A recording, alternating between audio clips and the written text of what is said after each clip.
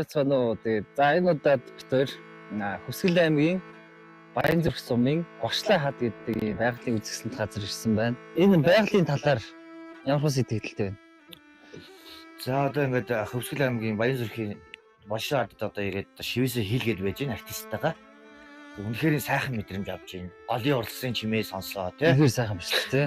Яа, үгээр их харахгүй нэрээ хадаа. Миний ерөнхийдөө яг төрж өссөн нутаг маань бүтэн бие ажил явагдаж байгаа. Тэрнийхээ бас нэг хэсгийг бас нутагтаа ингээд тий байгалийн сайханд ингээд нэг хийж үзэх ийм зорилготой ирсэн. Тэгээд за ер нь ажил маань ингээд явагдаад байж байна.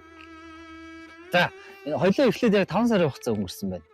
Энэ хугацаанд бол за бүтэн бие гэдэг бол Монголд ерөнхийдөө хүмүүс бараг шивүүлдэггүй. За бараг анхдагч юм нэг хүний гараар орж байгаа шивээс гарч ирж байгаа гэж хэлж болно.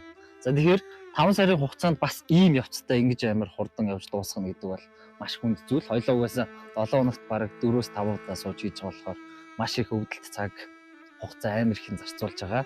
Энэ тал дээр өөрийн чинь хувьд ямар сэтгэлдэлтэй вэ? За ер нь яг ерөнхийдөө бол одоо эхлийн нэг юунд бол одоо нэг 2 сар 3 сар бол одоо үнэхээр нөдөлсөн. Тийм үнэхээр маш хурдтай байсан. За яг нэг сүүлийн нэг ганц 2 сар яг бас хувийн асуудалтай артист бид хоёрын бас хувийнх нь ажлын завгүй жоохон цалгагдсан боловч шиг маш хурдтай явж байгаа. Миний гэж бодож байгаа миний хувьд. Тий. Тэгээд одоо бас одоо миний одоо дархлаагаа дэмжиж байгаа шалтгаан бас арай бас хурдан идэлтэй яваа тий. Тэгэхээр ерөнхийдөө бас тэгээд одоо хашрамд хэлэхэд одоо энэ байгалийн сайхан шивээс нэг идэж яа. Үнэхээр сайхан байна. Тэгээд артист ямар ч одоо баярлж байгаа. Тий. Үнэхээр одоо ийм боломжийг аваад тий. Тий, одоо тэгээд за үл би нэг за бас гадаа нэг хийж үзчихсэн. За тэгээд энэ 100 бол угаасаа яг зорж байгаад ингээд яг за энэ удаад бол яг ингээд хөвсгөлийг зориод ирсэн. За бас ингээд цаг заваа гаргаад явж байгаад бас баярлж байгаа. За хоёлоо тэгээд хөвсгөлдөө бид хоёр бас ганц Баянзүрх сумд хийгээ зогсохгүй бас дараа нь бас өөр гоё газар бас очиж хийх болно. Өвдөлтийн үед ямар хөө байв? За ерөнхийдөө тэгээд өвдөлт бол энэ бол баг өвдөхгүй шахууд байгаа дөө гэхдээ ерөнхийдөө дэсвэр төвчээр тэгээд бас ерөнхийдөө амралт гайг байгаа тэгэхээр сайхан байгаа дөө. Баг зэрэг газар бол өвдөн ихтэй ерөнхийдөө сайхан байгаа дөө.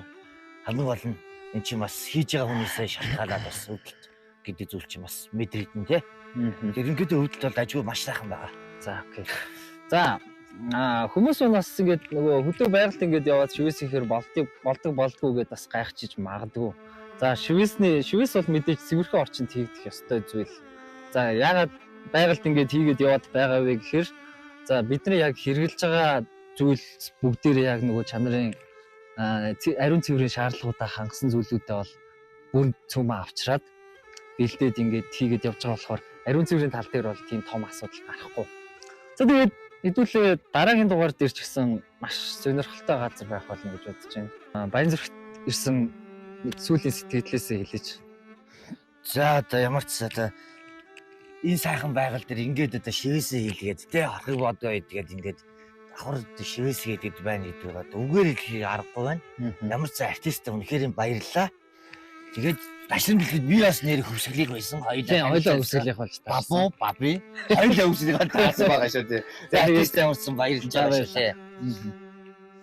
За тэгээд бит хоёрын тооцоололоор бүтэн биеийн шивээс маань ерөнхийдөө 8 сарын 15-наас өмнө дуусах болно. Тухайн үед нь ингээд бичлэгүүд яг жоохон дуус хугацаанаас нь хойно орж магадгүй тий. Тэгээд ч гэсэн ингээд та нартай ингээд бүх юмдээ тодорхойгоо харуулад явах болно. Тэгээд яг нэг зохиомжоор ингээд нэг хүний гараар нэг хүний бүтэн биеийн дээр шивгдэж гарсан шивээс ямар чанартай болдог гэдгийг та бүхэн удахгүй харах болно. Дараагийн дугаар дээр уулзъя тий. Маш гоё газар байгаа шүү.